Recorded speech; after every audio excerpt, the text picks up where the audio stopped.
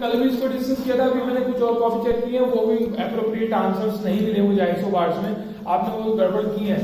Isobars और isotopes में आप गड़बड़ कर रहे हो। देखो कल भी मैंने समझाया था, फिर हम डिस्कस करते हैं कि भाई आइसोटॉप्स में याद रखो कि टॉप वाला आपको चेंज करना है, और टॉप पर क्या होता है, सिर पर क्या रखा होता है, छबड़ी, मास, छबड़ी का मास है ना, तो आपको मासेस चेंज करने हैं आइसोटॉप्स में। अभी किसी बच्चे की कॉपी चेक की तो उसने बेचारे ना उल्टा लिख दिया, उससे आइसोबार्स पूछे थे, उसने आइसोटॉप्स लिख दिया, और जब वो एग्जाम्पल लिखने आया तो वहां पर उसे लगी गड़बड़, और उसने वो एग्जाम्पल भी कट किया है। क्लोरीन का एग्जाम्पल वो लिख रहा था, लेकिन उसने क्लोरीन का था, कार्बन का था, लेकिन उसने फिर उसको कट कर दिया क्योंकि वो खुद कंफ्यूज हो गई। तो कंफ्यूज होने के लिए मैं बता रहा हूँ बार बार, आइसोटॉप्स का जब जिक्र आए तो टॉप पर होता है हमारे सर पे रखा होता है हमारे वजन, मास होता है, और मास जो है चेंज होते हैं किसमें, आइसोटॉप्स। उससे उल्टा है आइसोबार, आइसोबार में मासेस सेम होंगे, नंबर चेंज होंगे। नंबर मतलब वो स्टूडेंट ही चेंज हो जाएगा। जैसे अगर हम दो स्टूडेंट की बात करें तो पहला हो गया आर्गन और दूसरा हो गया कैल्शियम। आर्गन जो है वो स्टूडेंट है जिसका रोल नंबर है 18, और कैल्शियम वो स्टूडेंट है जिसका रोल नंबर है 20। तो दोनों स्टूडेंट भी अलग अलग है, दोनों के रोल नंबर भी चेंज है, बट दोनों के मासेस क्या है, वजन 40-40। यस सर, दोनों के कितना 40-40। तो इसका मतलब ये किसका डिस्कशन चल रहा है, आइसोबार्स का। आइसोटॉप में मैंने कल भी डिस्कस किया था आपसे, आइसोटॉप्स में क्या होता है कि मासेस डिफर होते हैं। मैंने ब्लैक बोर्ड पे समझाया था आपको, व्हाइट बोर्ड पर इस पर हाइड्रोजन का हमने लिया था, जिसमें उसके टॉप पर हमने 1, 2, 3 लिखा था। इट मींस एक ही एलिमेंट है and it have different atoms with different masses. मतलब एक ही एलिमेंट में अलग अलग एटम हम अगर डिस्कस करेंगे, अलग अलग एटम के बारे में जब हम स्टडी करें तो उनके मासेस अलग अलग मिले हमें 1, 2, 3। तो इसका मतलब क्या है कि आइसोटॉप्स में क्या होगा कि मासेस चेंज हो जाएंगे, मासेस अलग अलग होंगे, but the element is same. एक बच्चे ने एलिमेंट को ही लिख दिया कि डिफरेंट एलिमेंट, तो वहां पर भी गड़बड़ होगी उसकी, मैंने कट कर दिया उसको, ठीक है। तो element same, but in the same element we get a different type of atoms which have different masses, that's why it is known as the isotopes. Isotopes mass पर अगर बात करें डिफरेंट तो दैट इज द आइसोटॉप्स। और अगर हम बोले that the same masses, मास क्या है same, but the atomic number is different. Atomic number क्या है different, so we are talking about isobars. तब हम किसी बात कर रहे हैं आइसोबार्स की। उसमें एग्जांपल मैंने आपको बता दिया था, क्या था सर, कैल्शियम और आर्गन। आर्गन एंड कैल्शियम, पहले आर्गन बोला करो, आर्गन एंड कैल्शियम, क्योंकि आर्गन कौन सा रोल नंबर है 18, तो 18 वाला बच्चा पहले बोलेंगे ना, एंड देन 20 वाला कौन है कैल्शियम। गुड। फिर नेक्स्ट क्वेश्चन है हमारा, explain the mass number with an example. ये मास के पूछ रहा है, तो इसमें मुझे मजा नहीं आया, मतलब किसी के भी आंसर में इतना एप्रोप्रिएशन नहीं लगा। हालांकि मैंने मार्क्स दिए हैं, जिन बच्चों ने लिखा है, फिर भी एक बार मैं बोलता हूँ, आप ध्यान रखेंगे इसको। It is defined as the sum of the total number of proton and neutron. दो बच्चों ने किया है, बिल्कुल ठीक है, बाकी ने किया है। क्या है, अगर हम मास की बात करें तो मास में हमने कल भी डिस्कस किया था, जब हम आइसोटॉप्स की बात कर रहे थे, तो जो मास निकालने का वो है, मतलब मास हम कैसे कैलकुलेट करते हैं, तो मास हम कैसे कैलकुलेट करते हैं भाई, किसी का मास निकालना है, किसी एटम का, बैठे हो किसी एटम का मास निकालना है, तो क्या करें, हाँ मतलब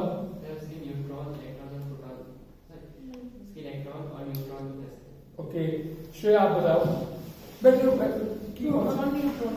कौन कौन को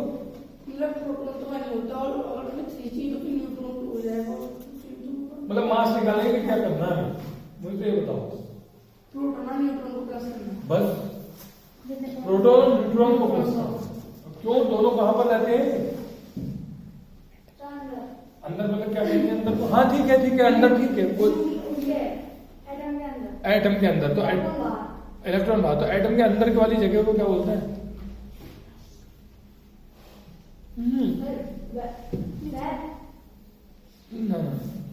न्यूक्लियस।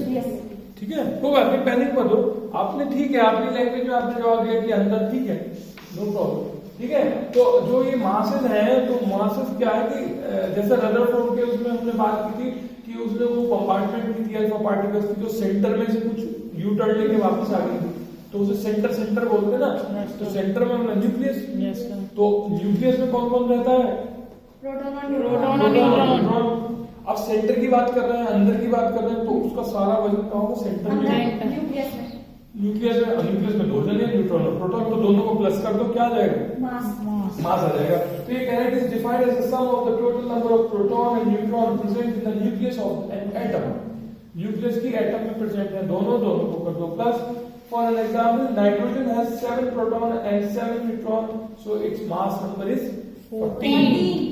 वो उसने एक एग्जांपल भी दे दिया, एक बच्चे ने दिया है एग्जांपल भी बड़ा प्रॉपर दिया है, मुझे लगता है ऑक्सीजन का दिया उसने 8 + 8 16 करके दिया था, अच्छा लिखा उसने बिल्कुल यही लिखा था, थोड़ा सा तो गड़बड़ था लेकिन ठीक है, बाकी लोग नहीं करता कोई बात नहीं।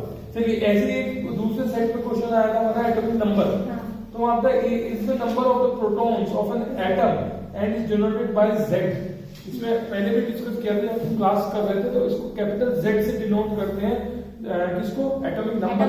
And atomic number is always equal to its proton.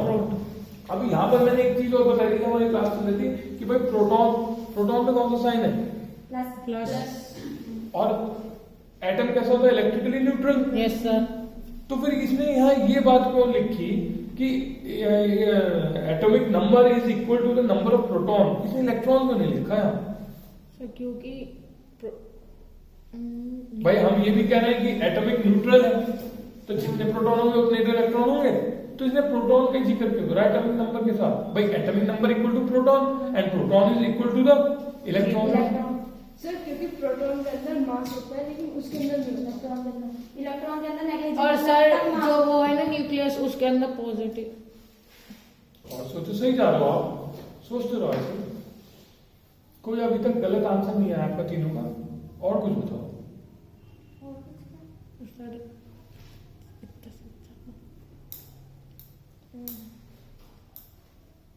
Sir electron जो है पूरी तरीके से वो उसको न्यूट्रल नहीं कर पाते क्योंकि उसकी साइड शेल्स में भर नहीं पाते कभी कभी, पर प्रोटॉन इक्वल रहेगा जितना चाहिए उतना ही रहेगा। थोड़ा सा और सही करो, तो आ रहा है आपका सही आंसर आ रहा है, थोड़ा सा और सही सोचो। मास हो रहा है सर, क्या बस इतना सोच रहा हूं। बता दो बेटा इसमें सही दिया है, तो मैं दे नहीं पा रहा सही आंसर। देखो क्या है, वो प्रोटॉन के इक्वल क्यों कह रहा है एटॉमिक नंबर को? भाई इलेक्ट्रॉन के इक्वल क्यों नहीं कह रहा? क्योंकि इलेक्ट्रॉन धोखा दे देते हैं ना, कभी जा रहे हैं कभी आ रहे हैं। भाई अगर हम मेटल की बात करें, लिथियम की बात करें, तो लिथियम में कितने इलेक्ट्रॉन बताते हैं? 3। लेकिन वो फिर ऑक्टेट रूल से हम कहते हैं एक चला जाएगा और लिथियम पे पॉजिटिव चार्ज आ जाएगा, मतलब वो क्या बन जाएगा? कैटायन बन जाएगा। अब अगर हम बात करें कि भाई atomic number equal two electron, तो अब अगर मैं लिथियम लिखूं, Li लिखूं, तो Li पे तो पॉजिटिव लग जाएगा, तो अब कितने इलेक्ट्रॉन है इसके पास? 2 है। और नंबर क्या होगा लिथियम? 3। नंबर थोड़ी बदल जाएगा, इसलिए इलेक्ट्रॉन्स को नहीं लिखते हम कहते हैं प्रोटॉन, क्योंकि प्रोटॉन धोखा नहीं देंगे।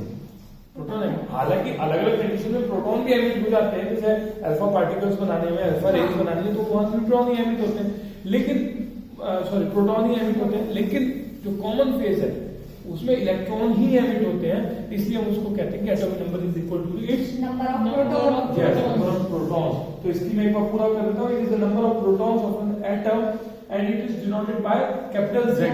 याद रखना कैपिटल Z से डिनोट करते हैं। एग्जांपल जैसे कार्बन इक्वल टू 6, जिन लोगों ने मतलब एग्जांपल दिया है, जैसे कार्बन 6 दिया है, किसी का ऑप्शन दिया, मैंने उसको हाफ मार्क्स दे दिया है, ठीक है। फिर the state 3 suggestion of the Bohr theory of the distribution of electrons into different orbit of an atom. Draw the sketch of the Bohr model of an atom with the atom number 15. देखिए इस question से थोड़ा सा मैं आपसे satisfy नहीं हूँ। जितनी अभी तक नोटबुक करेक्शन हुई है उसमें बच्चों ने कोशिश की है, बोर ब्यूटी रूल तो किया है, लेकिन एटम नंबर 15 वाला आप समझे ही नहीं मैं क्या करना चाह रहा हूँ।